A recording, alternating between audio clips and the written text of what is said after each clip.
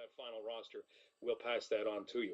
In the meantime, we got a note from Rael Wienburg just a couple of days ago, and he brought up an issue that's been bothering him not just for a couple of weeks. It's been bothering him for a long time. It has to deal with elections in Canada. So we invited Rael to join us on London Live to talk about what that issue is and then open up the discussion on it. Rael joins us now. Rael, how are you? I'm doing fantastic today, thank you. That's good to hear, because I know there's something that's kind of been bugging you, and I appreciate you reaching out. We always say if you have something that is bothering you that you can't figure out, let us know, and at least we can have a discussion about it, even if we can't exact change. So, Rael, this will deal probably with the next federal election, the next time we see this. What is it that is bothering you? Well, what's bothering me is the fact that the people on the West Coast, get to vote with the knowledge of results coming through from the East.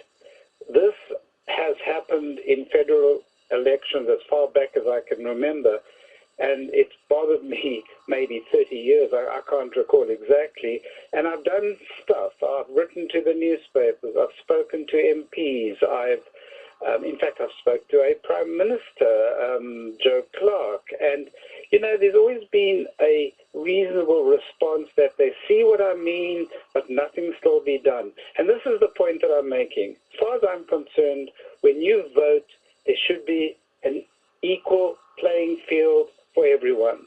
No one should have an advantage when you vote, particularly federal elections, how important this is. And what has been happening for all these years is that the results start coming in from the East Coast, and the West Coast have a distinct advantage, particularly those that are unsure about who they're voting for. If they start getting an idea, maybe there's a turnaround, we'll change our vote, I'll vote for someone else. And if that's the case, then to me that's not a legitimate election, and I think something has to be done. Was former Prime Minister Joe Clark one of the ones who said, yeah, I see your point, but then didn't necessarily go anywhere with it? Well, it was on a talk show, and I can't recall if it was before he was Prime Minister or Prime Minister, but his comment was, I see what you're saying, but so what's the difference if one person calls a cousin in on the West Coast and gives them the results? And I said to this man, I said, are you kidding me? You mean it's okay to be a little wrong? And I said, I can't believe you're saying that. As far as I'm concerned, if one person changes their vote in an election, then there's something wrong with the system. And this can be avoided so easily. Rael Wienburg joining us as he tells us something that's been bothering him for 30 years, and it deals with the fact that polls close at different times across the country, kind of like the sun going down as it goes across the country. And as Rael says, if this means one vote, sometimes we see elections decided by one vote. If somebody's taking a peek to say, hey, what are the results so far before I head off and cast my ballot, it wouldn't take much to say, okay, we have a uniform time that at 8 o'clock Eastern Time, 5 o'clock Pacific, this is when things shut down, right? I think that's the point. There are two ways of doing it. They can legislate that no results are shown until the West Coast close. That makes common sense. Or change the time frame for the voting in the different time zones, which some people will say will be unfair if it's earlier on the West Coast. But at the moment, if you look at the regulations, the times aren't all exactly the same from 10 till 8 p.m. They vary across the time zone. So those two alternatives would be very easy to do, but nothing has been done. They talked about blackouts, but we know that's not going to work now with the media. Anyone can let anyone know. Absolutely. And you would think, because the politicians are the ones being voted in, that they wouldn't want any advantage. They wouldn't want something that maybe started sliding away from them to continue sliding if even a few people took a look to see what the results were. Yeah, it's fascinating that you've brought it up to politicians and haven't had much of a return on it. Absolutely. Well, Rael, thank you for raising the issue. We'll throw it out there and see what everybody thinks.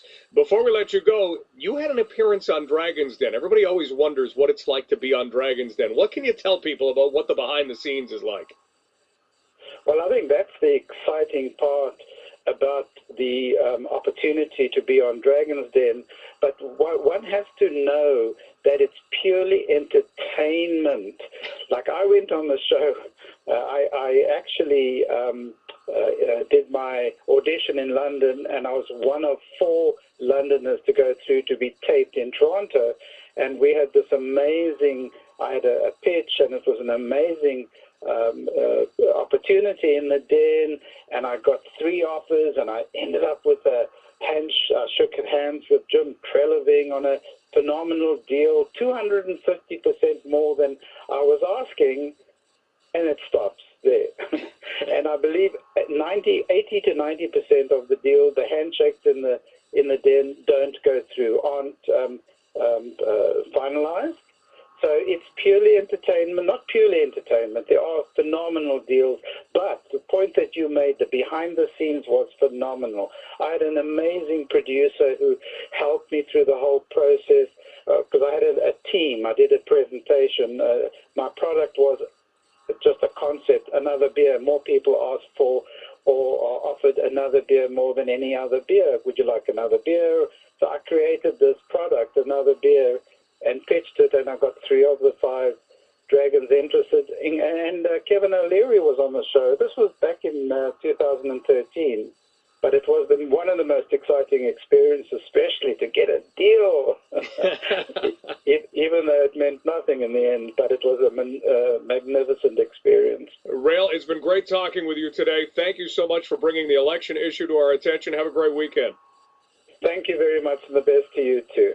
Rael Wienburg, talking about polls not closing at the same time across the country. If you have any thoughts on that, if you have any feedback on that, email me, Mike at 980cfpl.ca, and we can start up that discussion.